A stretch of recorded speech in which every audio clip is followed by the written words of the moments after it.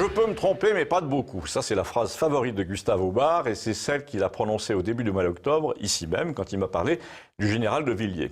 Or, il se trouve que quand on en a reparlé récemment, il y avait justement un jeune capitaine de l'armée avec nous qui attendait quelqu'un du camp militaire voisin, parce que sa voiture était en panne.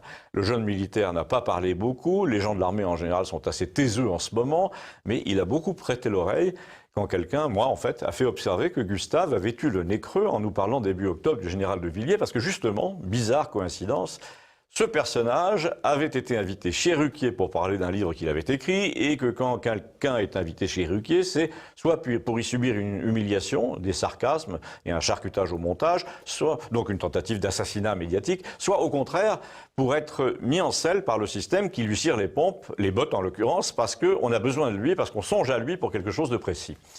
Et donc, l'idée de Gustave, qui a toujours un coup d'avance, c'était de nous dire « Oui, j'ai l'impression que mon intuition était juste quand je vous ai dit que le général de Villiers avait un boulevard dans l'opinion.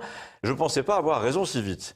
Et certainement lui non plus. » Le type se dispute avec Macron pratiquement le jour de l'investiture et le petit caporal là, lui dit « c'est comme ça, c'est pas autrement ». Donc il lui répond bah, « c'est comme vous voulez, mais c'est sans moi ». Donc Macron passe 3 heures à essayer de le convaincre de rester parce qu'il a compris que c'est sa première faute, ce gros caprice qu'il a fait devant un galonnet après avoir descendu les Champs-Élysées dans une voiture de commandement alors qu'il n'a pas fait son service. Alors dès ce premier jour, d'après la façon dont le type, le général là, est parti, tu avais, me dit Gustave, l'intuition qu'il pouvait revenir quand le petit se serait planté. Et là, paf, hasard providentiel, le jour même où la France est couverte de gilets jaunes en pleine jacquerie, le jour où ça chauffe dans toutes les campagnes, où on commence à se dire « faudrait pas que les routiers s'y mettent », avec les dépôts de carburant et tout ça, à la télé, le soir, qu'est-ce que tu vois? Tu vois notre chef d'état-major avec son sourire de Muppet Show, là, qui vient répondre avec un air placide, dans la pire émission nationale inféodée au pouvoir, celle qui fait et qui défait les réputations en fonction de ce qui arrange l'oligarchie, et tu te dis, tiens, il sort sous les applaudissements, et c'est pas coupé au montage. Et là, tu te souviens que la même semaine, il a été reçu à toute allure pour dire la même chose. Je sais ce que c'est que le commandement, je sais ce qu'il faudrait faire, il a été reçu dans toutes les pires émissions, celles qui sont connues pour être dans la main des vrais décideurs, ceux qu'on ne voit jamais, le journal de France Inter, le quart d'heure de Madame Elkrieff, et là, pof, notre général est traité comme un sage, comme un médecin qui vient émettre son diagnostic. Et là, tu te souviens que le type est couvert de médailles dont la moitié lui a été décernée par l'OTAN, et qu'il touche je ne sais combien pour donner des cours au Boston Consulting Group, un club de réflexion complètement atlantiste, et tu te dis, un type qui est proche de la retraite, qui a été chef d'état-major, pourquoi va-t-il se mélanger à ceux qui décident pour nous au nom des intérêts économiques et stratégiques de l'OTAN? Eh bien, je vais te le dire, m'a dit Gustave, et là, quand Gustave prend son ton à la Pagnol, on est sûr de voir surgir une énormité. Il m'a dit, parce que c'est un mulet.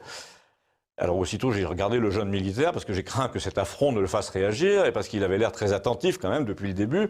Gustave m'a dit, tu sais, en Formule 1, quand un pilote casse sa voiture pendant les essais et qu'on n'a pas le temps de la réparer avant le Grand Prix, eh ben, il prend la voiture de secours qu'on appelle un mulet. Et il fait la course quand même. Et ben là, c'est pareil pour le système, pour les banquiers, les financiers, les stratèges, là, tous américains, tous mouillés dans les affaires avec des holdings et des vendeurs d'armes. Pour tous ces gens-là, le général de Villiers, c'est le mulet. C'est celui qui te permet de rester dans la course, même si l'opinion passe à droite.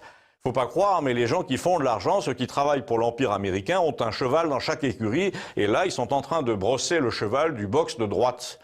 Je lui ai fait observer, toujours en regardant l'autre jeune militaire, là, dont le copain venait d'arriver pour le prendre en voiture, que cheval de secours, c'était quand même mieux que mulet.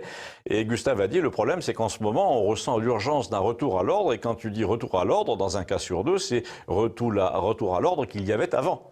Parce que les gens croient toujours qu'il n'y a qu'une seule solution à un problème donné. C'est vrai quand le problème est mal posé, par exemple quand tu veux une voiture en acier qui consomme moins de 5 litres et qui va à 100 à l'heure, l'équation de pénétration dans l'air étant la même, toutes les voitures auront la même gueule. Mais si tu décides de changer tous les paramètres sauf la vitesse, tu peux redessiner des roues, tu peux mettre une carrosserie en alu ou en plastique, tu peux changer d'énergie, tu es libre de tout inventer. Eh bien, en politique, c'est pareil, enfin c'est pas pareil, on n'est plus libre de tout inventer. Le libéralisme, c'est que toutes les voitures ont la même gueule et tous les dirigeants aussi. Le général de Villiers remettra sans doute de l'ordre, mais il fera ce qu'on lui dira en somme. Eh bien, le jeune soldat silencieux, là, a dit dans l'armée, il est très écouté. Et puis il est parti là-dessus. Il nous a laissé là-dessus. Du coup, moi aussi, je vous laisse là-dessus. Abonnez-vous, merci.